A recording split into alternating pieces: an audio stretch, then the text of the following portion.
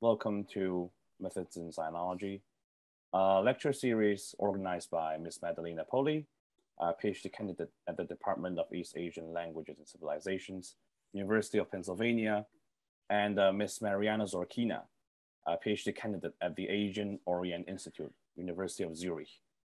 My name is Zheng Chiu-Jun Oscar, and I'm a first-year PhD student majoring in East Asian Languages and Civilizations as well at the University of Pennsylvania. Today, I'm more than honored to be given the opportunity to chair this lecture by Dr. Guillaume Jacques on historical phonology.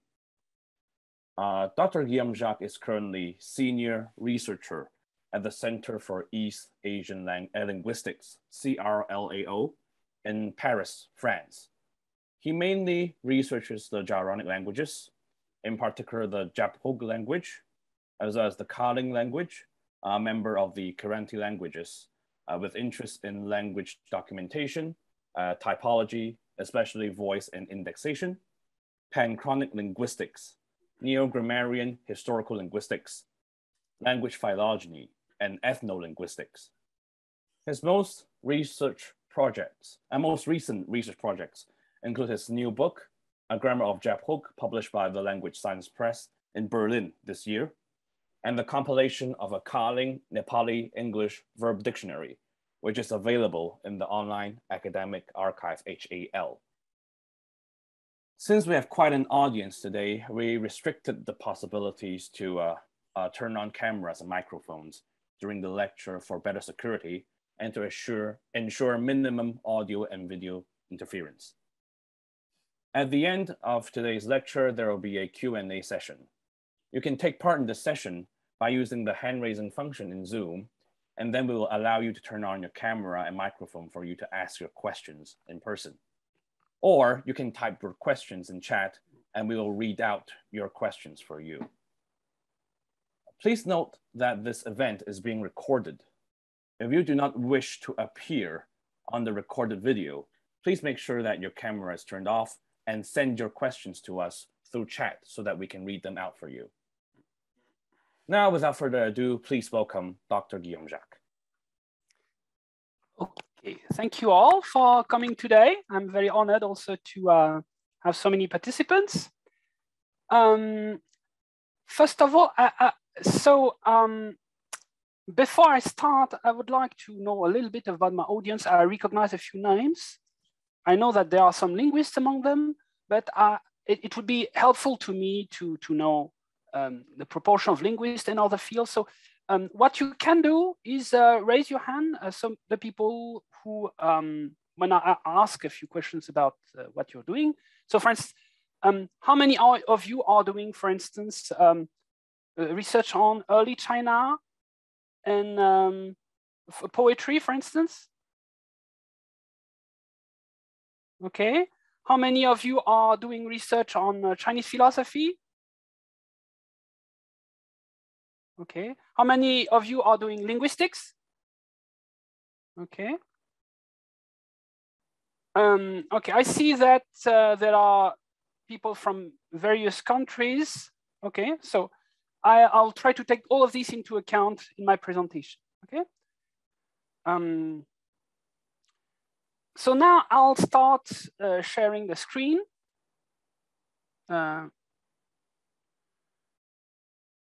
So I want to insist first that this is, this course for 2 lectures of 2 hours each is not intended in principle to linguists. I want to include an audience as broad as possible.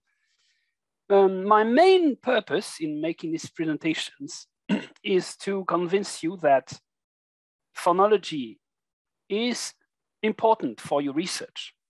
If you work on early China, if you work on poetry, if you work on philosophy, on history, some knowledge of phonology is useful. So if there are among you some people who are located in Paris, I also teach a weekly course on Chinese historical phonology at the École Pratique des Hautes Études, and you are welcome if you're interested. So before we start, let's have a reflection on the aim of historical phonology is to, since the Chinese script doesn't represent the pronunciation in a way that is easily interpretable. And if we want to really know, to have a better understanding of how people used to pronounce a text, a read text, and how they actually spoke in pre-modern times, we have to use sources other than just text, the text themselves, the Chinese characters. We have to use other sources. The first source, the most obvious one, is the modern Chinese dialects that we linguists prefer to call Sinitic languages because they are very different one from another and really deserve to be called languages. There are hundreds of languages, of Sinitic languages. So this is a very rich source of data. But it's not completely easy to use because these languages have influenced each other. And if we want to part out what is due to mutual influence from what is inherited from ancient varieties of Chinese, then we have to use other sources. And also, there are distinctions and there are important phenomena in pronunciation that are not found in any modern Chinese dialect. And we have to use other data. Another obvious source, I think that there are people from Vietnam and Korea in the audience, is using the readings of Chinese characters and the loanwords from Chinese in Japanese, Korean, and Vietnamese. So in linguistics, we call these languages Sino-Sinic languages. Yeah, but that's a term that is commonly used. Languages that are not historically related to Chinese, at least not at that stage that is recoverable by linguistics, but which borrowed a huge amount of the whole Chinese vocabulary in the Tang dynasty or even earlier in some cases. Yeah? So we have an enormous amount of data, and some of these languages are especially critical. Like Vietnamese is probably one of the most important languages to reconstruct the pronunciation of several stages of Chinese. It's extremely important. The third source, and now up to now we've focused on languages modern that are still spoken, like we can listen to, even though in the case of Japanese, Korean, and Vietnamese we have also written sources. But now we have another type of source, a third source, which are the rhyme dictionaries. Usually when you start learning historical phonology, you start with rhyme dictionaries. So you will have, there are a lot of resources online explaining you the history of these various books. The earliest extant one is the, well, almost extant one is the Qieyun, which dates from the Sui dynasty. Yeah. And we'll see that a bit later.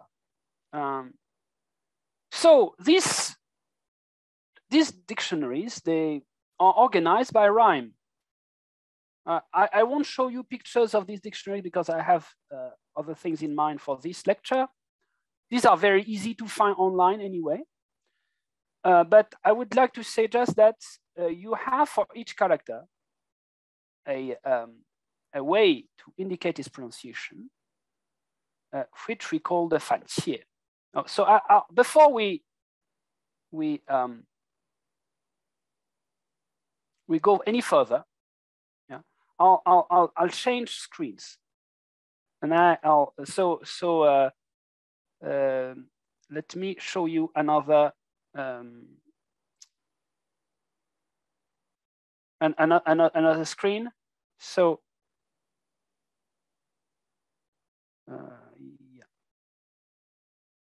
yeah. So this is a website where you can, for instance, you have data like this. So we can have a look at some characters I don't know which ones. For instance, if we look at yun, for instance, yeah, and we can have a look. So it gives you the Guangyun, which is an enlarged version of the Qieyun with some modifications, which dates from the Song dynasty. It gives you a Fanqie here, yeah. And you have the first character indicates the initial consonant, and the second character indicates the rhyme. And below that, you have this 6-character way of representing the pronunciation, which is commonly used in a Chinese historical phonology. The first character is the shi. It indicates the group of rhyme. This we can disregard for now.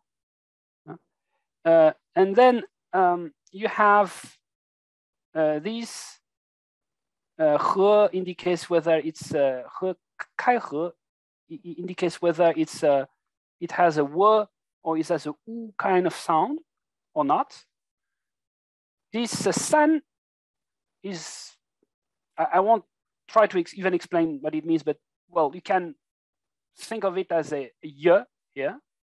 This is the tone, this is the rhyme, and this is the initial consonant. And then follows two systems which convey this information in alphabetical format. We'll come back to this. Yeah? So this is what I'm I thought it would be useful to show you directly what I mean by philological sources. Now let's go back to the presentation. So with this system, what do we know? We know all the characters that shape the circle initial consonant, all the characters which share the same rhyme.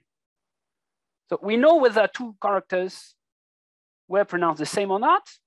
We know whether they could rhyme with each other. We know whether they had the same initial consonant.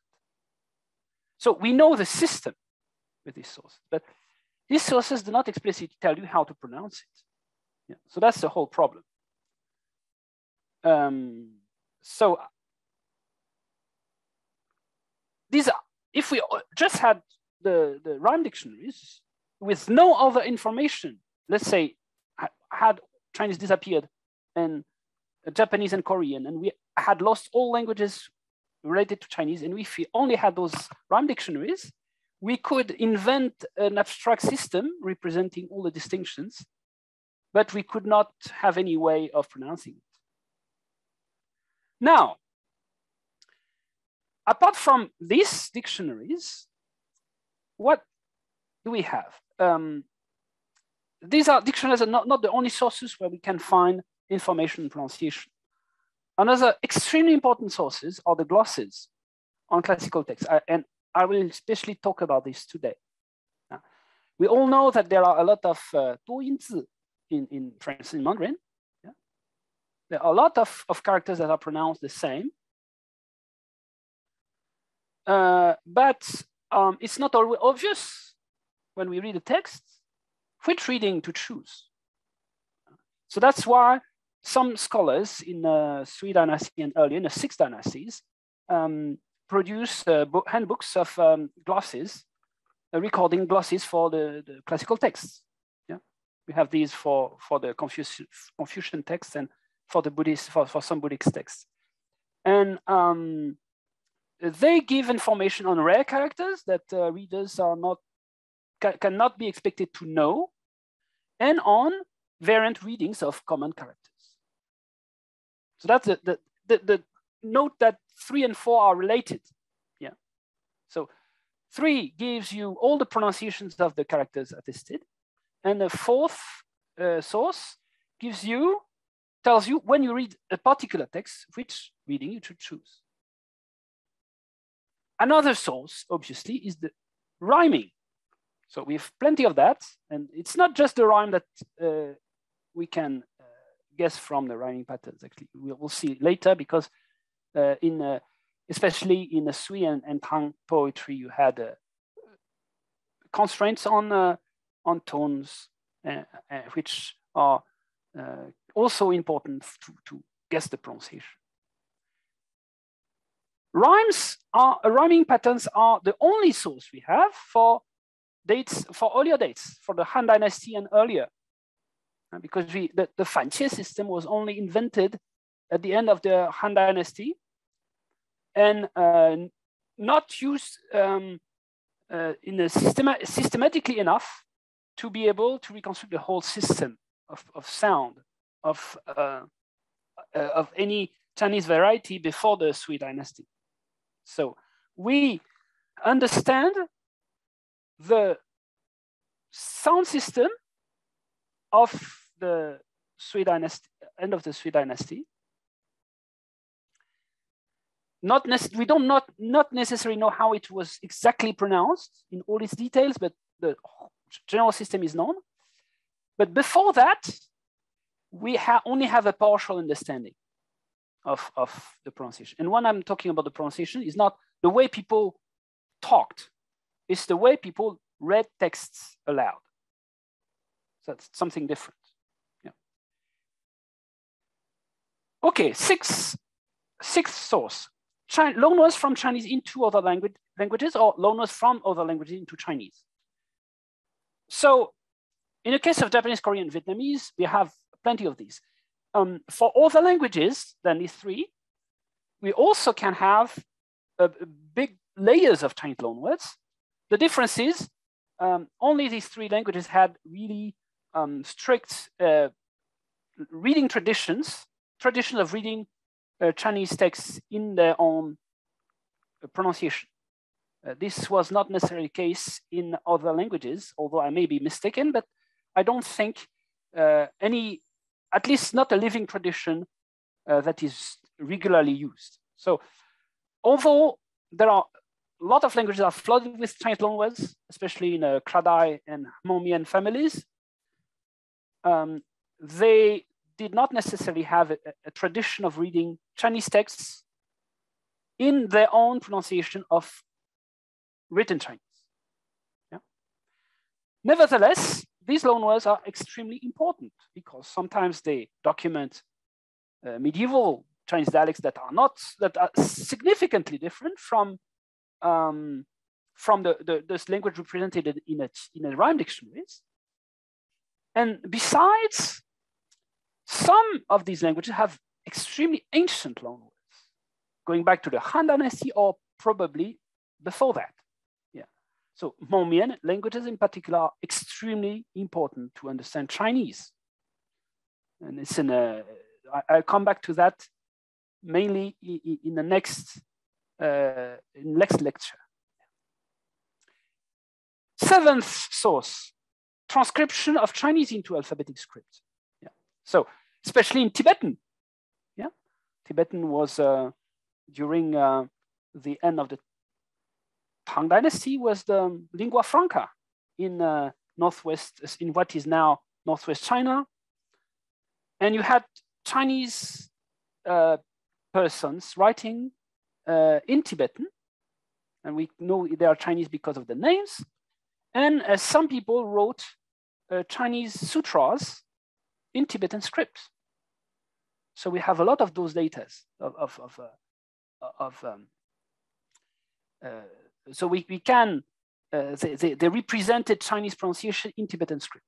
So that's one of the earliest kind of systematic alphabetic representation of Chinese. And we have a lot of these throughout from the Tang Dynasty onwards.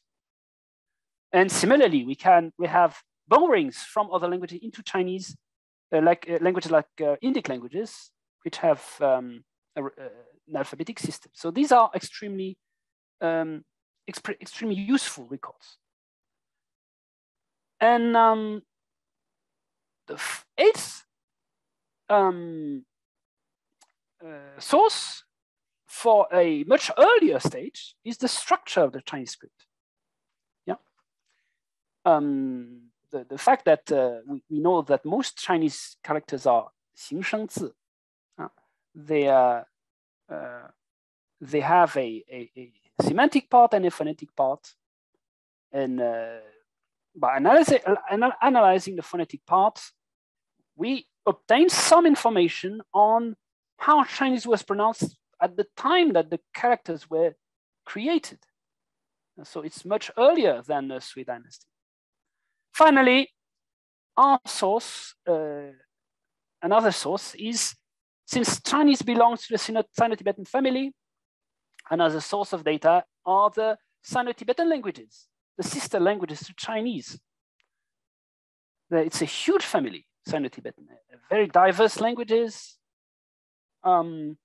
Chinese is one, perhaps the first branch, the art group of the family. So all other languages may form a clade. It's not completely 100% certain, but that's what many studies have suggested, and it's probable, at least. It's the best hypothesis we have for now, although it should be taken with a grain of salt. So Chinese lacks a very closely related language. Well, some people could say Bai is such a language. I think Bai is a Chinese dialect, in fact. Han, that just diverged a little bit earlier than the other ones, but not so much earlier. There are no languages that are very close to Chinese in the family. So all the languages are very remote. So these kind of evidence we'll talk about next session. Yeah, I won't talk about it today. So we have these 9 sources. Yeah. The most important ones, obviously, are 3 and 1. These are the basic data, the sources of data we can have. But I think that a successful approach to the reconstruction of earlier stage of pronunciation of Chinese needs to take into account as much data as possible. And we should try as much as we can to use these 9 sources. So, given the nature of our data, we have 2 main stages of pre-modern Chinese that is reconstructed before we have actual written scripts, alphabetic scripts of Chinese like Pakpa, which is, well, 13th century, so it's not really old. It's already a form of Mandarin. For earlier stages, we have the language as whose phonetic system is represented in rhyme dictionaries. This language, this learned pronunciation of written Chinese is mostly congruent with most varieties of Chinese, and also with the Sino-Xenic readings, at least not the most archaic ones.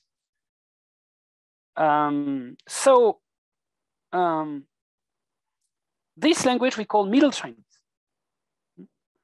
Before that, the oldest stage we can reconstruct, we call Old Chinese. So Old Chinese will be the topic of the next lecture.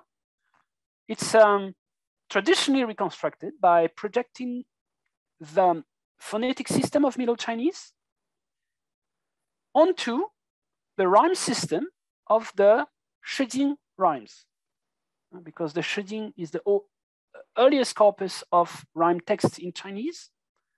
People have been studying it in a very detailed way since Guillaume, actually, since the Qing dynasty philologists, and also use, as I've just said, the phonetic elements in a script, which we call the xiesheng, to understand which words had which characters, which may sound very different, were pronounced similarly in earlier stages. So for instance, let me just take one example to illustrate this principle. You have the word lu, 概率的率, and it's also pronounced shuai. These two, if read in Mandarin, it doesn't make any sense why you would choose the same character to write these two pronunciations. And so why is it the case? So that's something we can answer next session. So please come and you will get your answer. So before, so using these sources and using a systematic way of reconstructing pronunciation, which was originally, as I said, devised by Qing Dynasty philologists and then enriched by Bernard Carlgren and other scholars like Maspero and also Chinese scholars like Li Fangui. This approach allows us to make some debunk some misconceptions about the Chinese language that are very pregnant among so even in China actually, and also among sinologists. So all varieties of Chinese have tones. We can also ask whether the Chinese language always had tones. So the early view about this is that Chinese always had tones, and that's, for instance, tonal monosyllabic languages of Asia like Hmong-Mien and Thai were closely related to Chinese because they share these features with Chinese. Well, most, not all, but most species of Old Chinese, I mean, I can say all species of Old Chinese outside of mainland China think that Old Chinese did not have tones and that they developed later from final consonants. So I'm going to talk about this next time. Modern Sinitic languages are generally taken as the paragon of isolating and monosyllabic languages, although it's not even true of the modern languages. So there are a lot of research now on morphology in Sinitic languages, for instance, by Giorgio Arcodia. There are flexions, tonal alternations, the morphological tonal alternations in some Sinitic languages. It's simply not true that all varieties of modern Chinese are isolating, but we have to admit that there is not much derivational and even less flexional morphology in most of these varieties.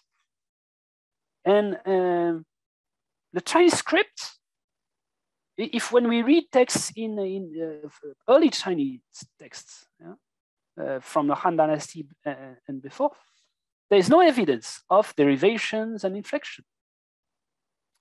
And we can, it's very easy to project the situation of modern Chinese onto Old Chinese and claim that Chinese was also isolating monosyllabic. Is it true? This is a point of contention between scholars, but there is a growing consensus that Chinese was not really isolated and maybe was not that monosyllabic. And that's also something we'll talk about next week. And finally, the script. What's the nature of the Chinese script? So that's a problem that has bothered scholars, at least in Leibniz in Europe. And a widespread misconception about the Chinese script is that it's of ideographic nature. So of course we know that there are many many 形声字, but nevertheless, there are characters that are supposed to have two semantic elements rather than one phonetic and one semantic, like 会意. Now, are there really that many 会意 characters in Chinese? That's also something that should be answered by phonology. These questions have, I think, a deep impact on how we perceive the Chinese language. The isolating and monosyllabic character of Chinese, tonal character of Chinese, is what struck scholars in the 19th century.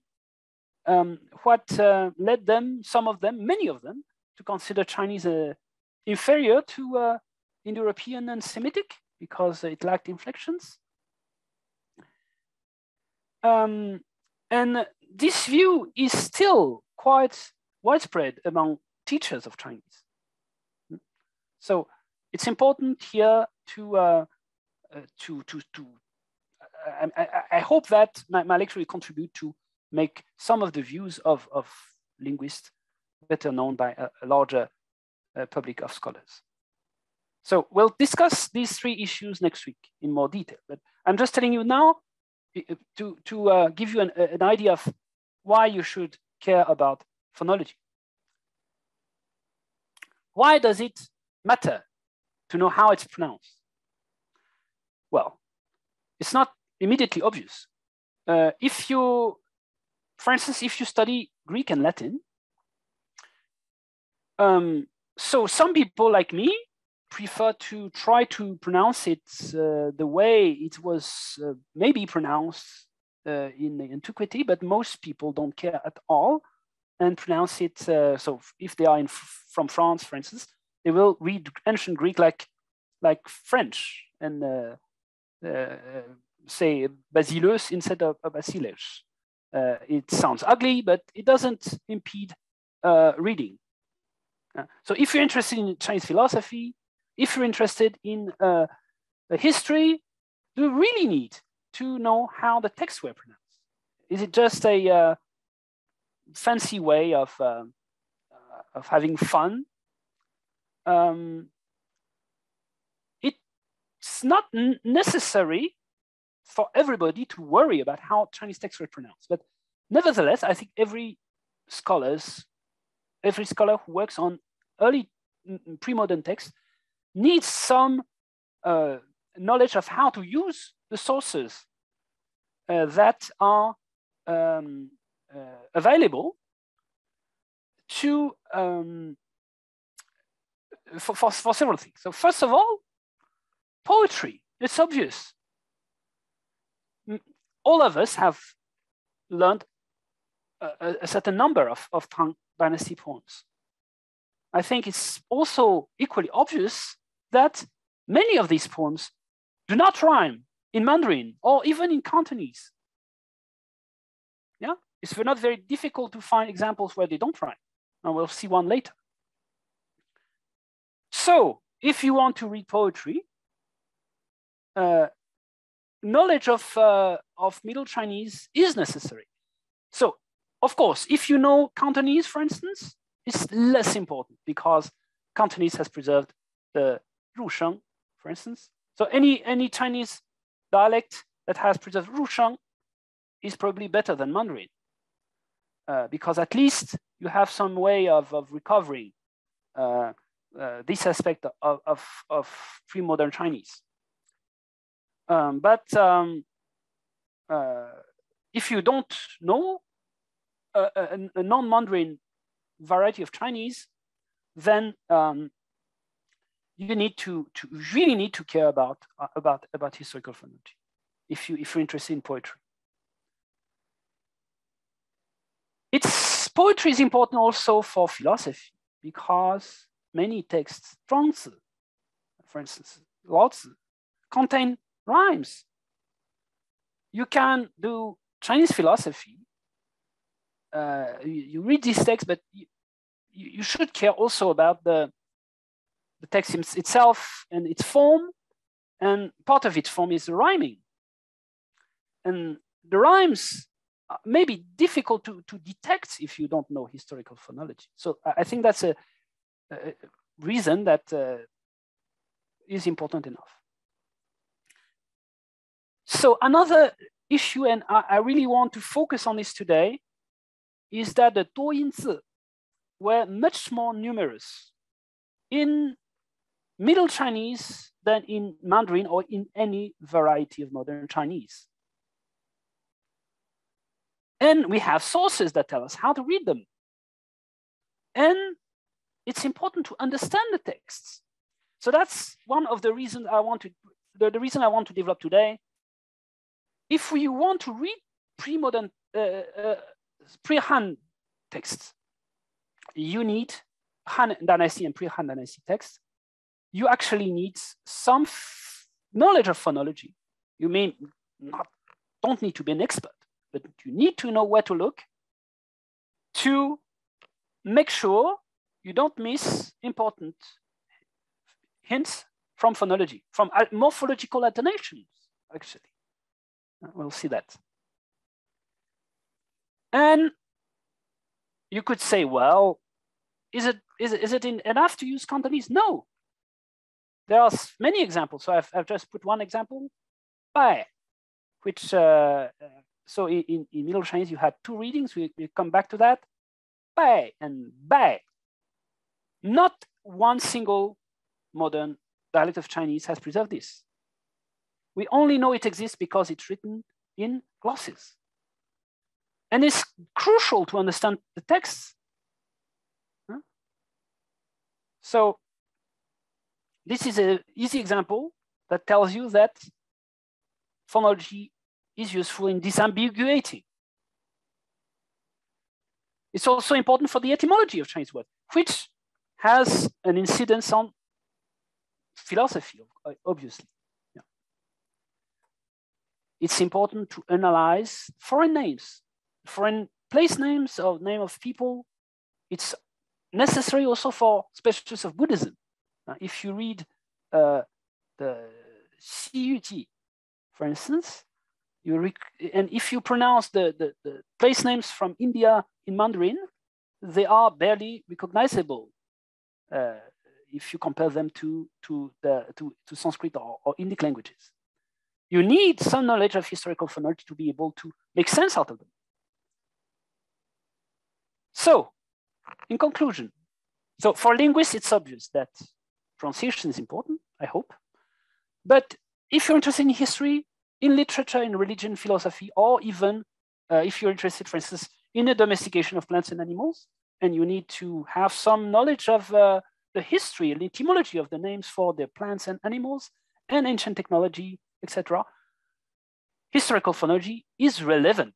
Maybe not majorly, maybe not extremely important, but it is relevant to some extent to your research. And I hope that some of you can spread the word and convince other people that some use of phonology is crucial.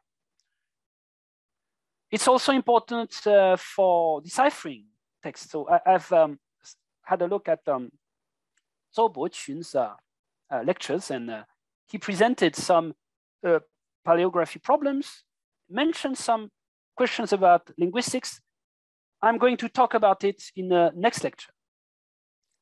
So now, let me talk about, first of all, poetry. So these are some resources that we are going to use. So this resource, 古音小径, has already been presented by Zhou Boqun in a previous lecture. This Nienlien I just showed you. It's a very useful website to look for Middle Chinese for the Guangyun and other sources. And this very nice website is very useful to check the pronunciation of a word in Dinglian Shiwen, and I will see how it works. But before that, let's have a look at poetry. Let's discuss that. Then we'll talk about the morphological alternation in Middle Chinese, which show that Middle Chinese is not that isolating. It is near isolating but not completely isolating, and preserve some traces of morphology, which are crucial. And then I will discuss a question that I argue in a forthcoming article of mine that has been accepted by BSOS. I can share with you, it's not yet published, so I prefer not to make the PDF of the preprint available now, but I can share it privately with those interested. So how should we edit transmitted texts? That's a question that concerns everybody interested in early China. So first of all, let's talk about poetry. There are 4 tones in Middle Chinese. So here I use the transcription that you saw just before, modify a little bit, but you don't need to worry about the minor differences. I'm just using IPA, where Baxter uses some digraphs, but you can just copy whatever is on the Nienlien site, and it will be fine. It will be good enough if you're not a linguist. So that's the way tones are marked. Yeah. So there were 4 tones in Middle Chinese. Yeah. So most of you probably already know the ping, the level tone is marked by 0, biang. So ping was biang in Middle Chinese. The rising tone was marked by X, jiang. The falling tone by big H, ku. And the rusheng is not marked because you have final p, t, k, which are obvious enough. Okay, so only 2 tones are actually marked: the shangsheng, the rising tone, and the qusheng, the falling tone. That's important. We'll see why. Let's take a poem that most of you already know. From Jueju. So let's have a look. So I'm just going to say a few things that some of you may already know. So I hope I'm not just show how the tonal patterns are organized in this type of poems. That's a style of poem that started to come into existence in the Sui dynasty. It's called 近体诗, so new style poems, because it takes into account the tones. So let's first look at this poem. Yeah? If you read it in Mandarin, where are the rhymes? The final characters, liu, tian, xue, chuan, do not rhyme. Okay, let's add character by character the Middle Chinese pronunciation based on what we saw on the website. Okay, so now it's obvious. Where does it rhyme? Tian and chuan, ten, yuan. Okay, note that it doesn't rhyme even in Cantonese. Tin, chun. Yeah. So even though Cantonese is a good approximation in many cases to Middle Chinese, it's not enough, even for an elementary poem like that. Now, you see, we see the alternation of tones here. Yeah. Let's have a look at. Let's note the tones. The traditional way of doing it is to classify the tones into two categories: the ping, which correspond to ping sheng, and the zi sheng, which are all the other tones, sheng, qu, ru. So let's do that. We here indicate the tones that are ping. And it's quite obvious when we do that, that the distribution is not random, right? It doesn't look random. But how is it exactly? Now, okay, let's write it like that. Yeah, represent in color the tones, you see? And we put 仄 where we have 去声, 上声, or 入声. Yeah. Definitely random. Yeah. Here you have 度仄 tone, 3 平 tones, 度仄 tones. And here it's almost the opposite except from the first character. But clearly there's something. Yeah. But it's not that easy to see. Yeah. What's the principle? It's not immediately obvious. So, in fact, in this type of poems, there is a grid of tones and required alternation of 仄 and 平 tones. There are 4 possible grids actually only, but they allow some characters, especially the first, the 3 and the 5th character. In the case of a 七言, of a 7 character poem, to be changed. So the first character can always be changed. Yeah. So here we see that, for instance, this yit is 仄, but if we change it to 平, then we have perfect alternation between the tones here and the tones here. Similarly here, if let's do a few changes. We change this one, this 平 to a 仄. We change this 平 to a 仄, and we have also, let's do that. And we obtain something like that. It's much cleaner. So this tonal alternation, so is the kind of rules that are actually required in poetry of this type of poetry. Yeah? There are a lot of resources online where you can learn about this. But to make sense out of it, it's preferable to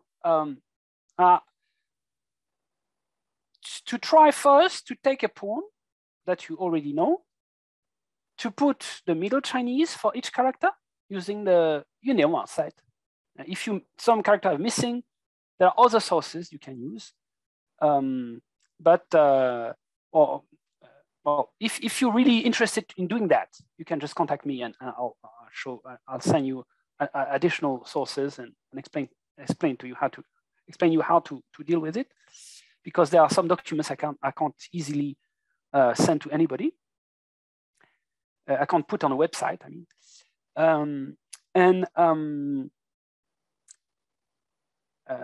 there are a few principles you need to know. So once you've done that, this first stage, you take a poem, you add the Middle Chinese, you write the 仄 and a 平, and you use the 4 types of, you try to find the grids by changing the appropriate tones in the syllables that allow tone change, and you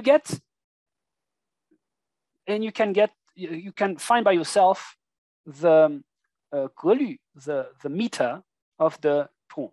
Yeah, it's something that cannot be taught. You need to do it yourself. You need to take a few poems and do it yourself. It's not very difficult to do. There are a lot of data online to do it, but I really encourage all of those who have time to do it to try to have a try. Yeah. But there are a few important things to know. I'm not going to go into detail. Let's say, so I talked about this what I call tonal contraposition. 平仄相对. There's also the word 对仗, which also implies not only tonal contraposition, but also that the characters have the meaning or the word class of the characters is according to a certain pattern. And you have a few principles that you need to know. So I've just mentioned the fact that the first, the fourth, and the fifth character can change their tone, though not randomly. Yeah. And there are many exceptions and things that, I mean, you need a semester to teach this properly, but there's no dearth of material to do that.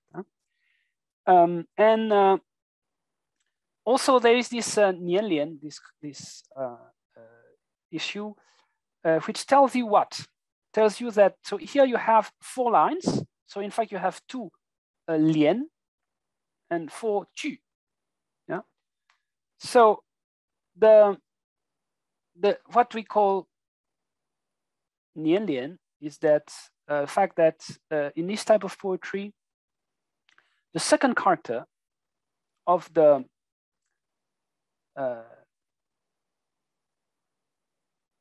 second ju, of the 对句 needs of the first lien must be the same tone type, so either 平 or 仄, as the 出句, the first line of the second lien. Yeah. So here you have 平 in 2 cases. That's also a requirement. So you have the requirements on the one hand to have to force your characters into a tonal grid, and also you have this requirement of having the second character of the second line of the first lien being of the same tonal type as the first of the second character of the first line of the second lien. Yeah. So that's a rule that makes your poem that keeps forces you to have both continuity and difference between in a meter of each of your lines.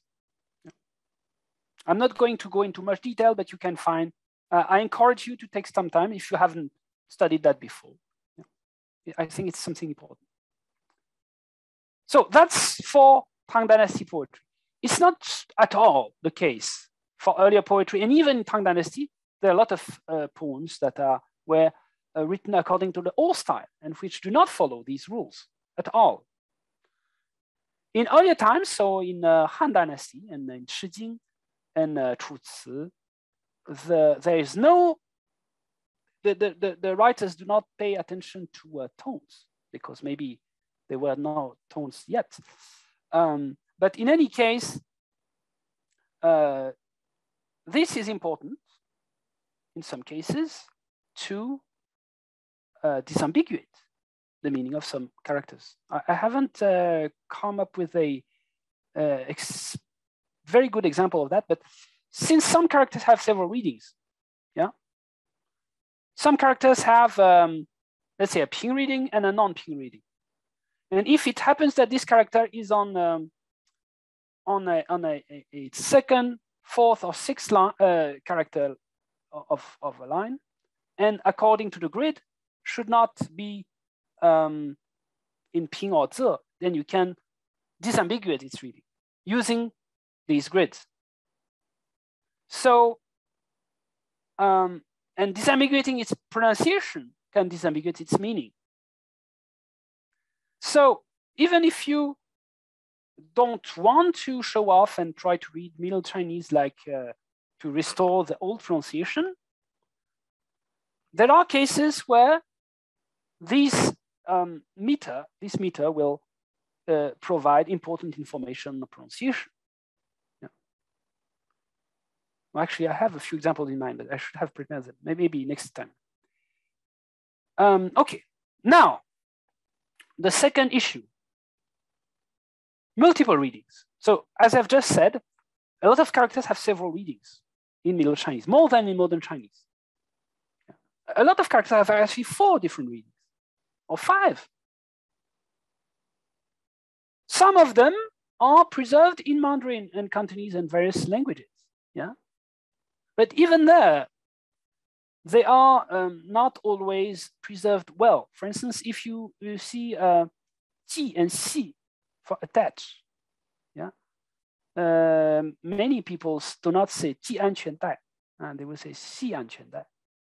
So it's you have these alternations, tonal alternations and or initial consonant alternations, but they are not always clearly preserved by all speakers and all varieties of Chinese. So these are examples that are particularly well preserved across Semitic languages, but there are many more that are preserved nowhere. So let's take a few, and also, so now the question is, are these all, are all the alternations we have in Mandarin, do they all originate from Middle Chinese? No, some of these alternations come from language mixture. So for instance,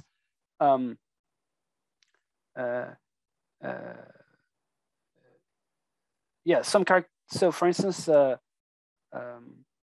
树, the word for the 柏树, birch, yeah, it can be pronounced 柏, yeah, but in Middle Chinese that only one reading. Now, why is that? Because one of them is inherited, the other one is borrowed from another Mandarin variety. So this is 文白异读. A lot of all Semitic language have that. So several layers of readings. That's one reason we have multiple readings. Unlike the examples I present here, which are inherited from Middle Chinese and even earlier. Another thing is that we have some readings that are innovated, but not even due to language contact, but really innovated within language. So an example I think I would like to propose is the reading of 背, this character, and 背书包. When it's a verb, it's read 背 in Mandarin. So in Middle Chinese, it had two readings, 背 and 背. So 背 for the back and 背 as a verb. Now, both are 去声. There is no reason why we should have a 平声 reading.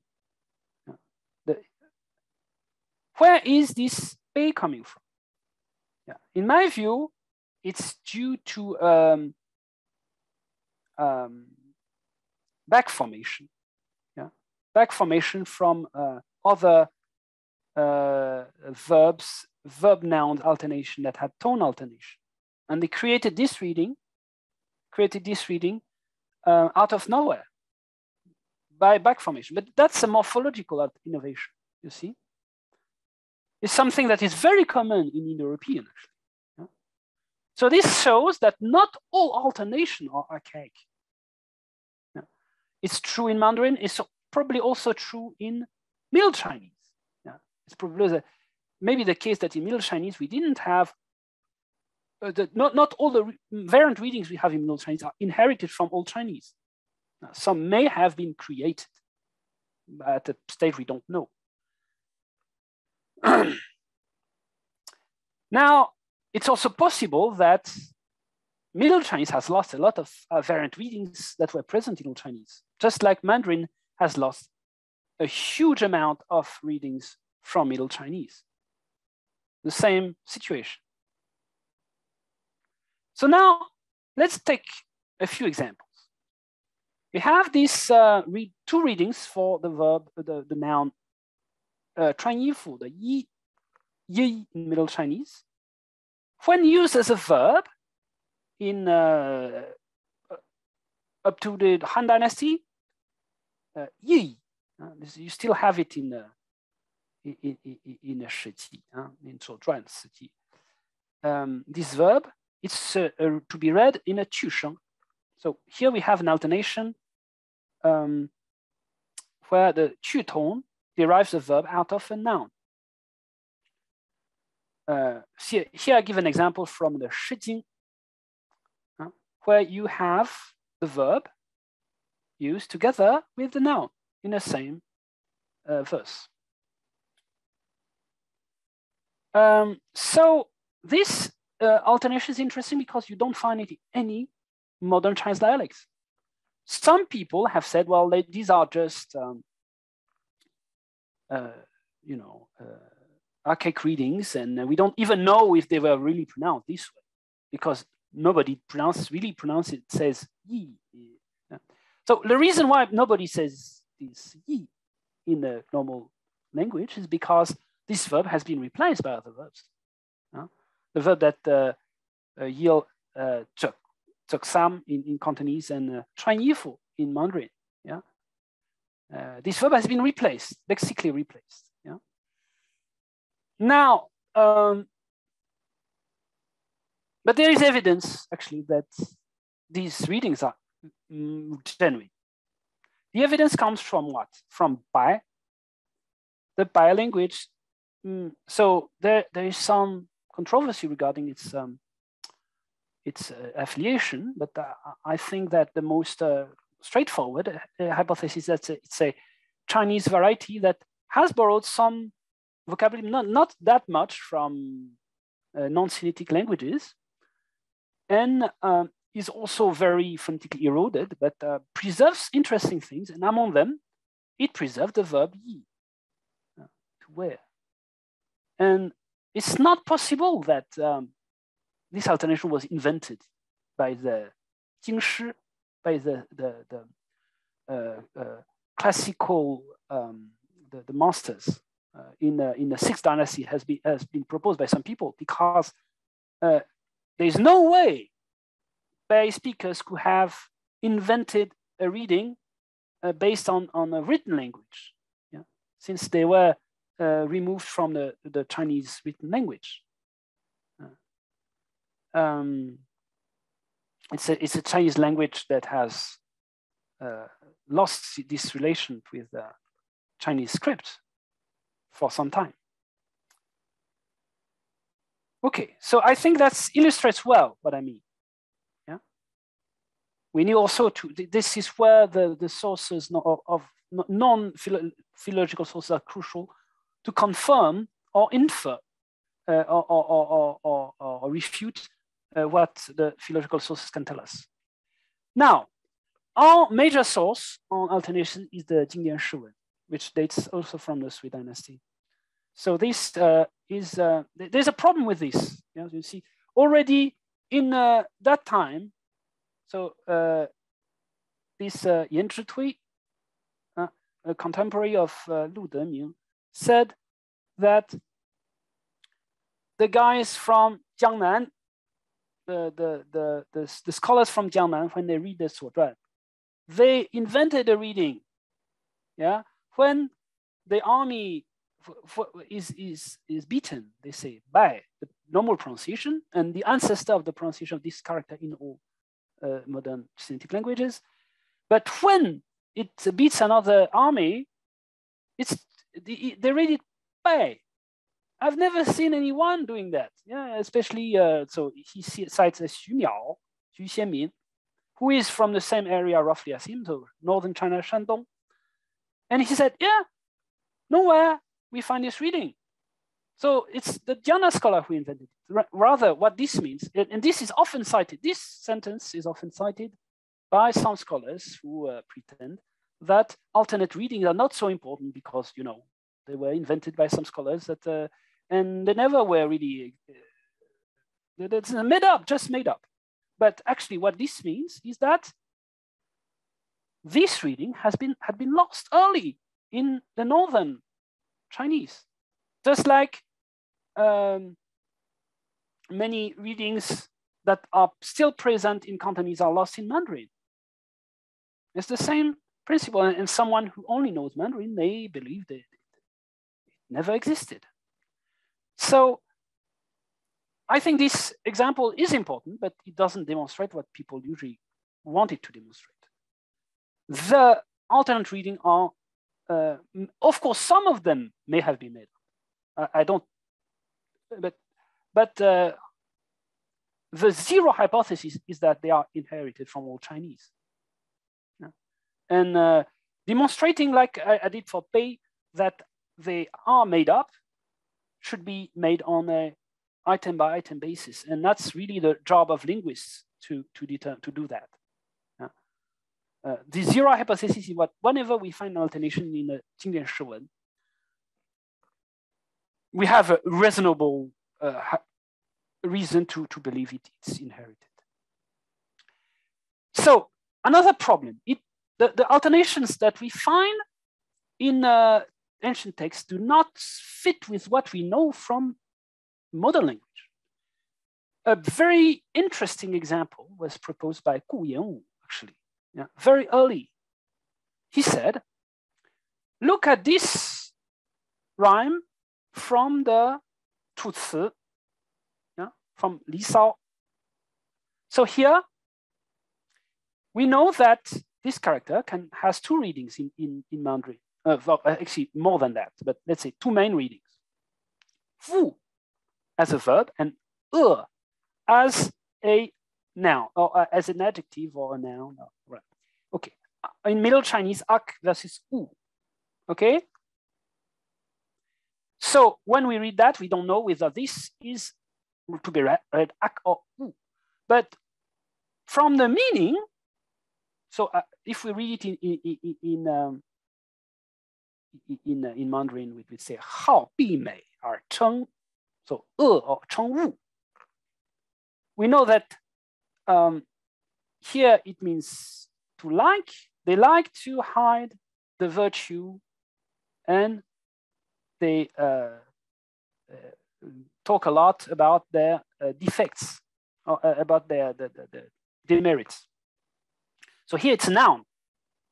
So he said, so what Guillaume said is that here you say, this character here, it rhymes with ku and wu. So it should be pronounced wu here, but it's here, it's a noun. It's not a verb. Yeah. This demonstrates what? According to Guillaume, it demonstrates that the old people, they had already ak and u, these two pronunciations, but they could interchange. Yeah. Interchange without any rule, you know. And this example is often quoted by many scholars. How do we explain that? There's a contradiction here between the use of this tonal alternation, and not just tonal, but this alternation, as it is because this is preserved in Mandarin, of course, and the way it rhymes in 楚辞.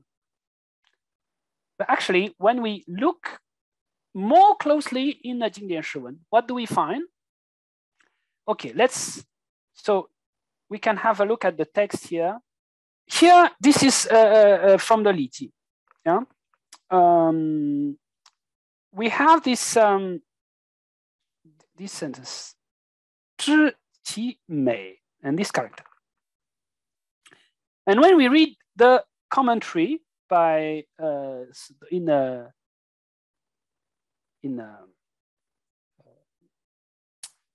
经典释文, what do we see? Let's have a look here. 美恶 or 美物, and it tells you 夫路反又如字. So how can I check that? Or let's have a look how to check that. Yeah. So let's go back to the site I showed you just before. This site. Okay. 经典释文. Okay, let's just write Okay, let's go. And here you see all the instances of this character in various texts, in Zhou Li, in Shi Jing, in Shangshu, etc. And we see they mainly indicate the reading wu lu fan, wu. Sometimes wu. There's also this reading in a Pingsheng. and rarely indicate the ak reading because it's the default reading. So it generally indicate the non-default reading. Yeah? And here, so here we can see it was mei, mei wu, which we just had before. Sorry. So here, this one. And we see again this. So what is 如字 means the default pronunciation. Yeah. So here we can click. And when we click, we see the page I just showed you. Yeah. So that's easy it's very easy this way to recheck what we have just seen. Yeah? So to convince you it really exists. So what does this mean actually? It means that this character is supposed to be read u ici, but could also be read ak. Yeah? Actually, it gives two pronunciations.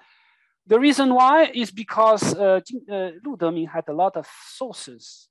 He had his own understanding of this text, and he quotes a lot of authors.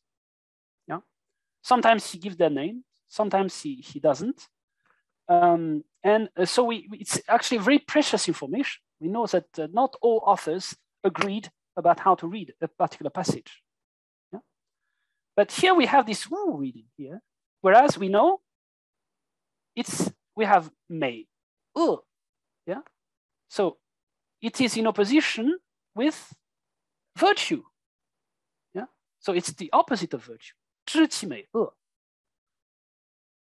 So here we have, in this example, a case of used as a noun, but with the reading wu. What does this mean? It means that the reading alternations are more complicated than just for nouns or adjectives and wu for verbs, transitive verbs, to hate. We had at least 3 different words. Yeah, a word be bad, so 0 nominalization, bad thing or be bad. You had this 句上 derivation, which mean to consider to be bad, to hate, what I call estimative, and a nominalization function of this alternation, which means also defect. So you had two nouns meaning roughly the same, one with 0 derivation, one with the alternation. Is that strange? Well, not really. It does just mean that Middle Chinese were more complex than that. So actually, the example by Gu Yanwu, which is very clever, yeah, I mean, I'm really impressed by the fact that he found some very interesting example like that, which remained unexplained. Yeah, most scholars either disregarded it or used it to say that variant readings are not important. But what this example shows is that actually the Jingdian Shiwen and the Chuzi rhyming are congruent. We have nothing to worry about. Yeah? So what's the consequence now for reading Old Chinese? It just means that, for instance, when we read Sodran, yeah, well, there are many cases where we have variant readings. So where in Mandarin, we only have one reading. So for instance, if you take the character shi, yeah, in Mandarin, you only have one reading. But in a Zhuozhuang, you have a lot of glosses that tell you it's to be read, for instance, in a Qu, yeah, here, and it's a passive. So the fact that it's in a Qu here is relevant to understand the meaning. Yeah. So here it means to be, it doesn't mean to call someone or to send someone on a mission, but to be sent on a mission. Or in the case here of the envoy, yeah, ambassador, in Mandarin we say 使者. We don't pronounce it differently, but in Middle Chinese it was also it also had a Chusheng reading, the one who was sent on a mission. Yeah. And it explains well why it's sh, because sh is a transitive verb. A zhe normally nominalizes the subject, yeah? But shizhe doesn't mean the one who sends someone to do something, but the one who is sent to do something. So here we have a very interesting confirmation that it's a passive. Yeah, this example is also nice because it gives the two readings of it. You see, z and zik, which are explained by historical phonology, but not written. But we have the gloss in the Nienlien that tells you whether a particular character means to feed or to eat, which is an important subtlety. Now, so I won't dwell too much on this. Let's have a look at an example from the Zuoduan. And that will be the end of our presentation after that, and we can start discussing. Dr. Jacques? Yes? I think you have the wrong screen up. Oh, sorry. Sorry. I'm looking at the 经典释文. Sorry. No problem, no problem. I should have been more careful. Can you see the correct screen now? Yes. So okay. Have you seen these before?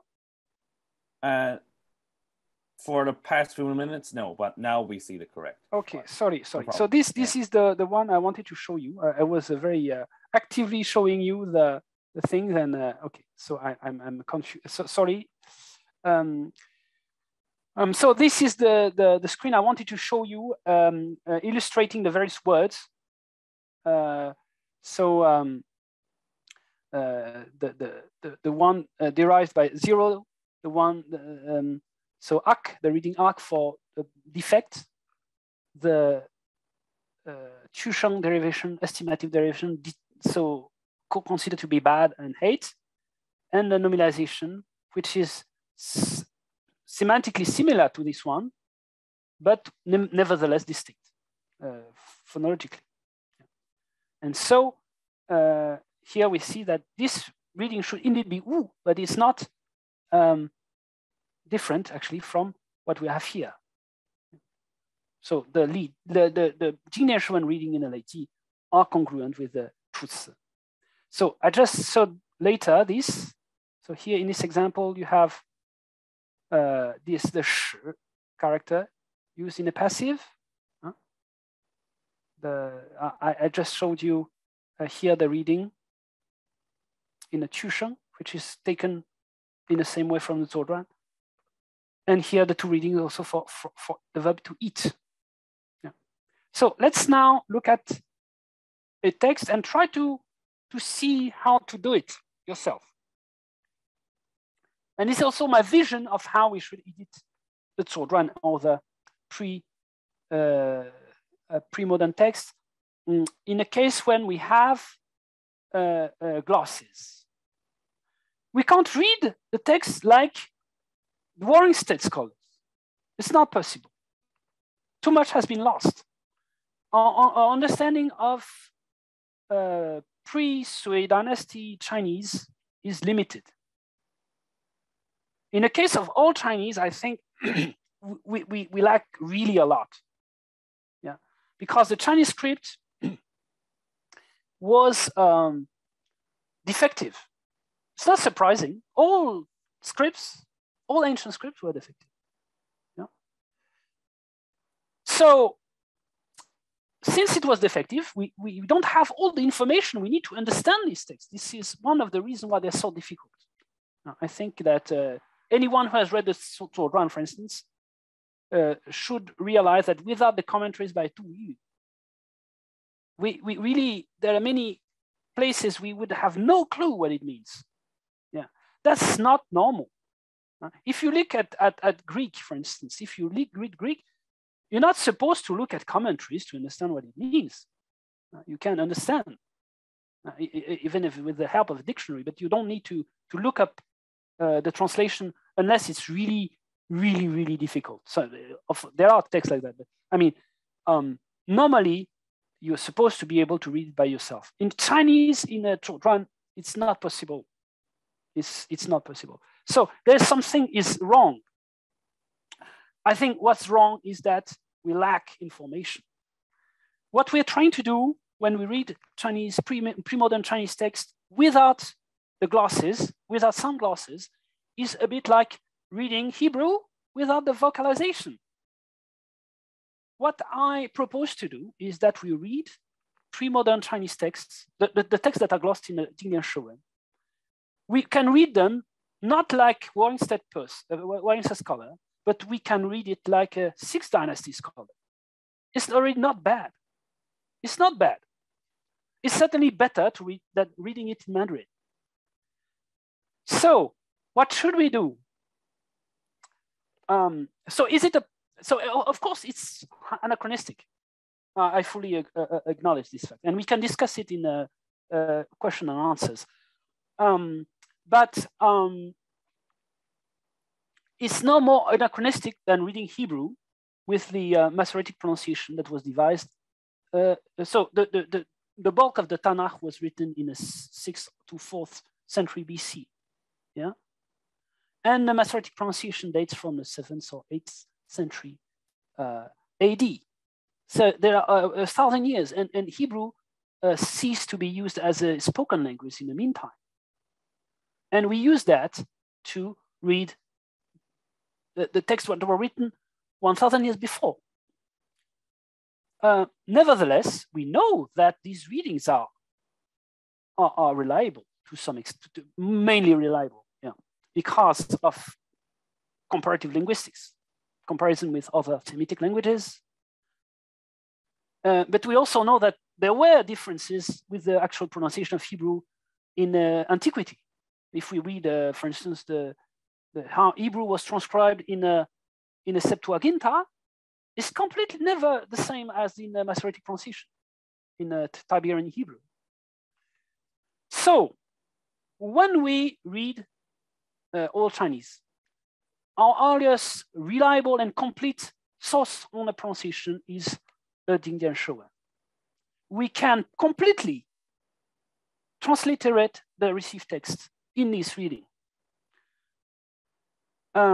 Doing that gives you all the alternations that were present in this text, and most of them are not are dead in Mandarin and any dialect.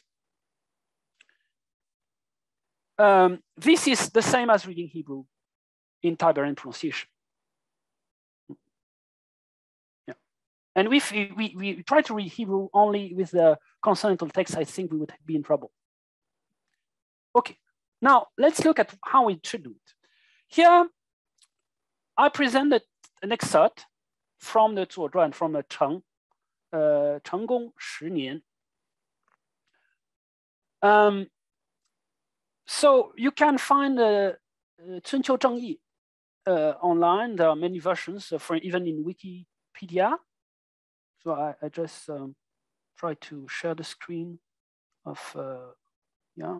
It's probably not the best source imaginable, but it's convenient, and it indicates, can you see the Cunqiu Zhengyi? Yeah. I hope I shared the right screen. Yes, we can see it. Yeah. So the nice thing is that it indicates with colors the two-use commentaries and also the readings from the Nienlien Showen. Yeah. And then you have the commentaries, the sub-commentary, the shu. Yeah. So it's a very useful tool. Yeah, but you could probably find other sources that are equally useful. Now,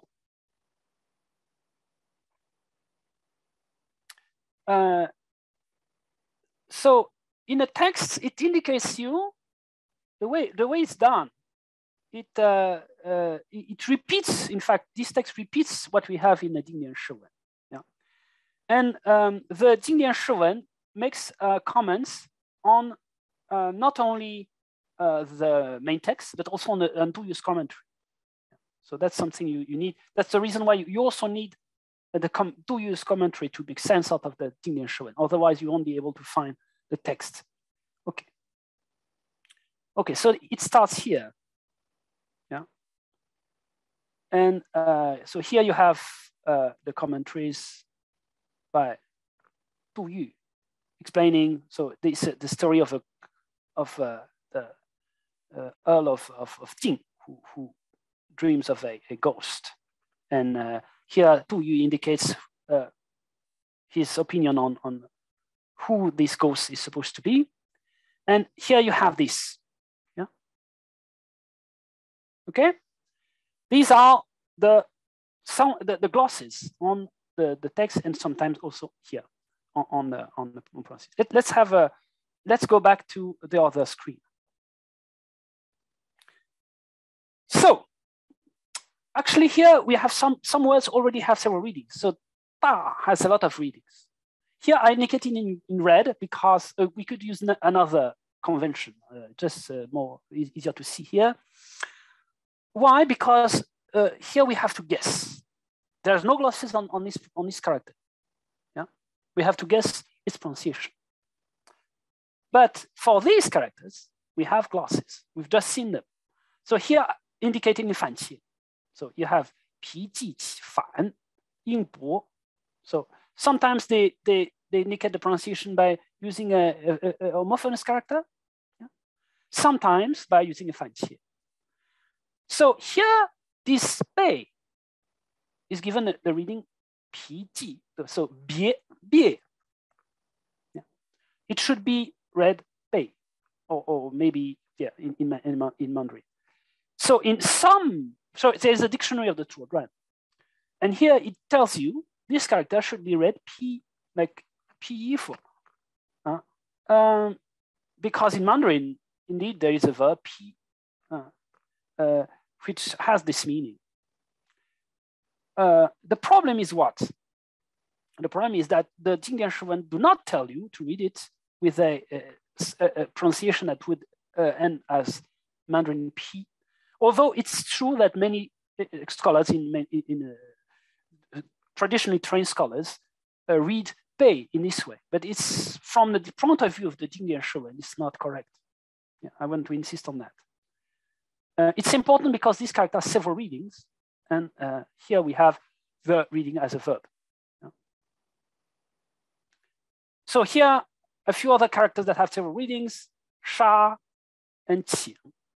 I'm not going to go too much into detail about these, but let's say I used here the default pronunciation, the 如字 pronunciation.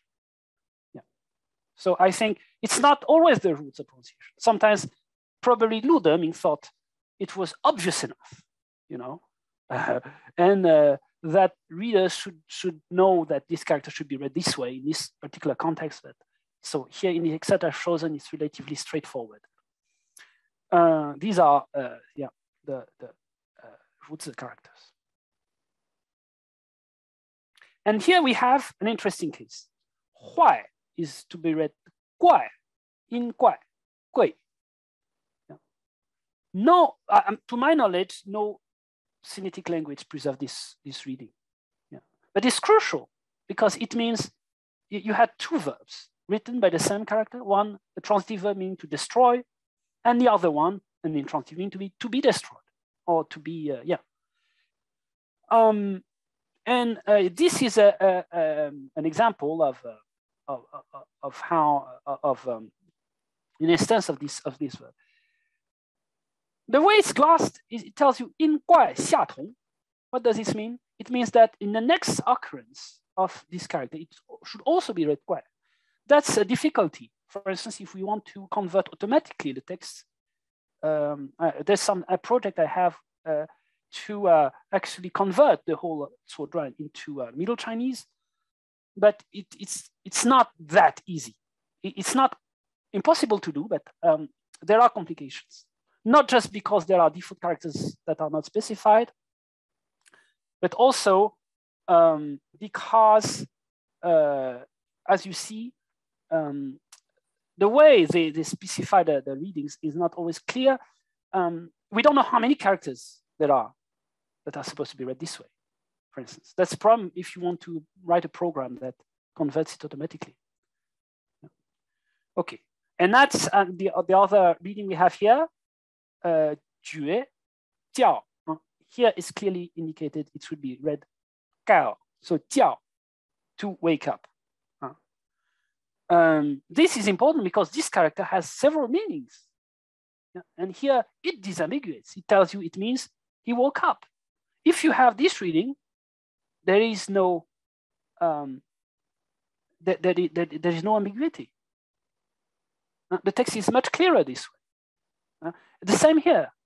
Here you understand that it's the ghost who broke the door, and not that the door. Well, I don't know. Yeah. So here is a copy of how it looks in a Nienlien. Yeah, as you can see. Okay, so of course it's this is what I wanted to show you today. Yeah, and the floor is now open for commentaries and questions. I will focus more on Old Chinese next time. Yeah. Oh, thank you, Dr. Jacques, for today's lecture. And now we'll open the floor to our audience for questions. If you have questions that you'd like to ask, please use the hand raising function in Zoom, or you can send us your questions through chat so that we can read them out for you.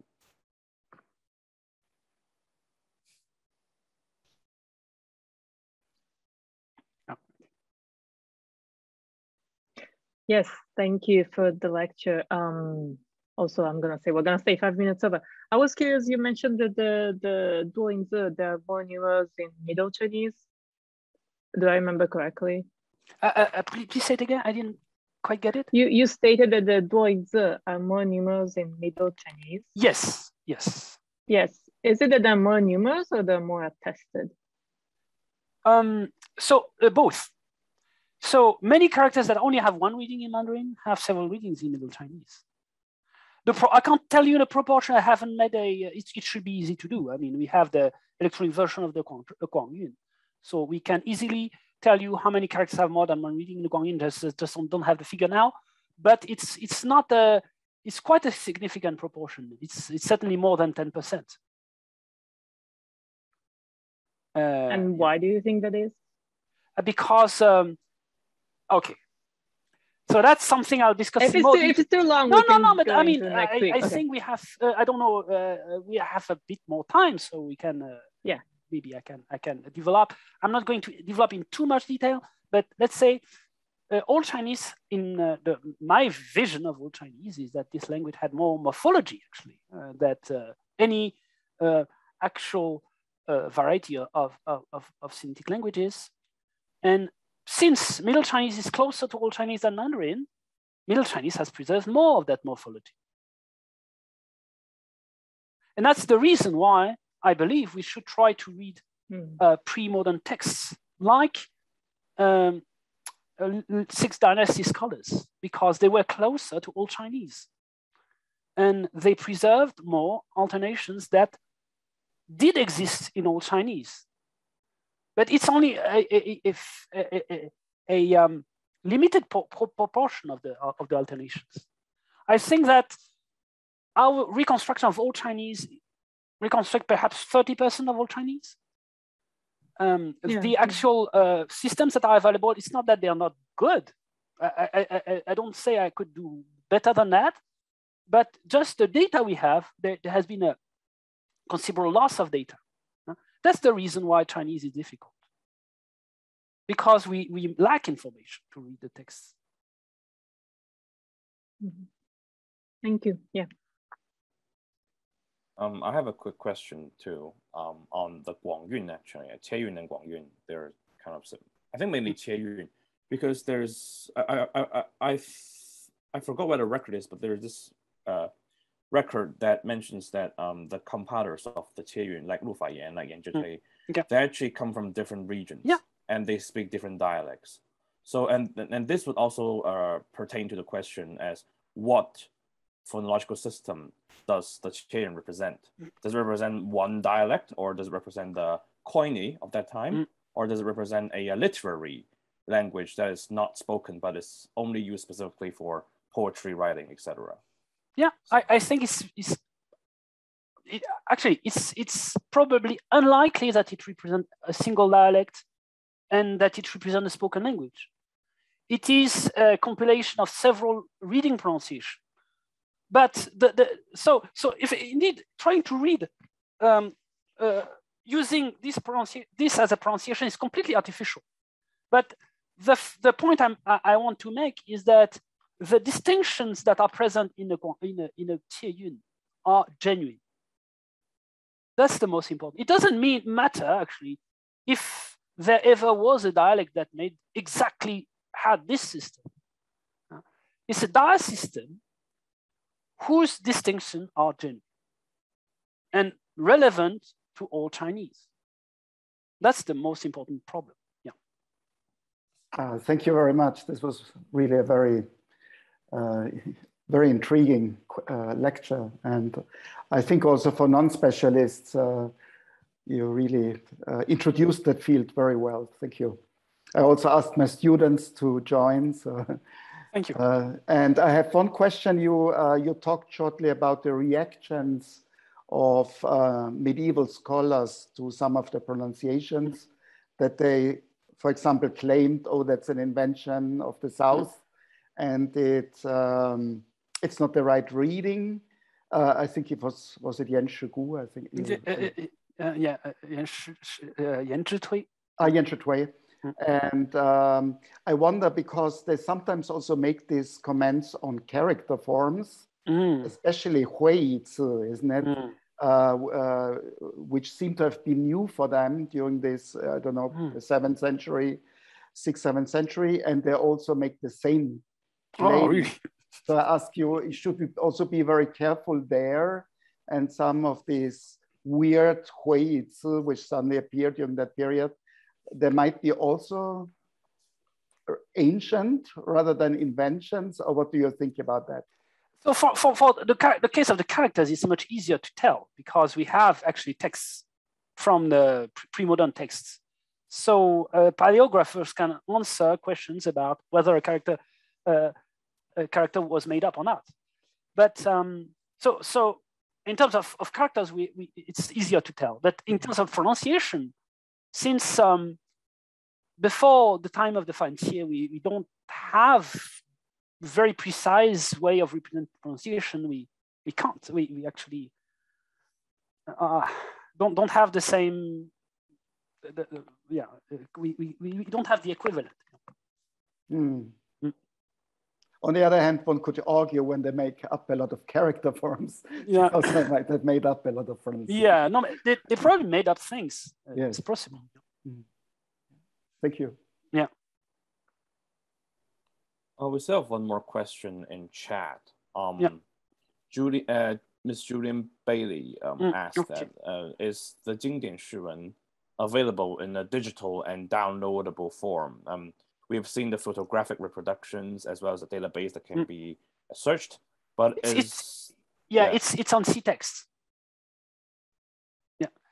Although if you want to work on it, my recommendation would be, so if you take, for instance, for instance, the Chunqiu Zuozhuan Zheng Yi, you use the Zheng Yi, and it includes the classes by Lu Deming, and you can because, as I've said, it's not just the glosses of the main text, but also of the commentaries. So if you just look at the main text, you won't follow the glosses easily. You need both. And actually, to make sense of these texts, you need the commentaries. I think nobody reads it with them without the commentaries. Anyway, so for linguists, I would say the commentary is also useful in terms of the phonological alternation, because it gives examples of alternations not found in early texts, but that are nevertheless did exist in a Sui period. If no, then actually I'm afraid that time is actually running out for our lecture today. Once again, thank you, Dr. Jacques, for delivering this informative and very interesting lecture today. The recording of today's lecture can be accessed within a few days on our website, sinologymethods.com. And should you have any further questions, please feel free to email them to admin@sinologymethods.com or contact us on Twitter @insinology. Please also note that there will be a date change for Dr. Jacques' second lecture, which will take place at the same time next Thursday, December 2, instead of next Wednesday, November 24. That'll be all for today. Once again, I'd like to thank Dr. Jacques for giving this lecture, as well as Madalena and Mariana for organizing the whole series and inviting me to chair. Thank you everyone for joining us today, and we'll see you all next week.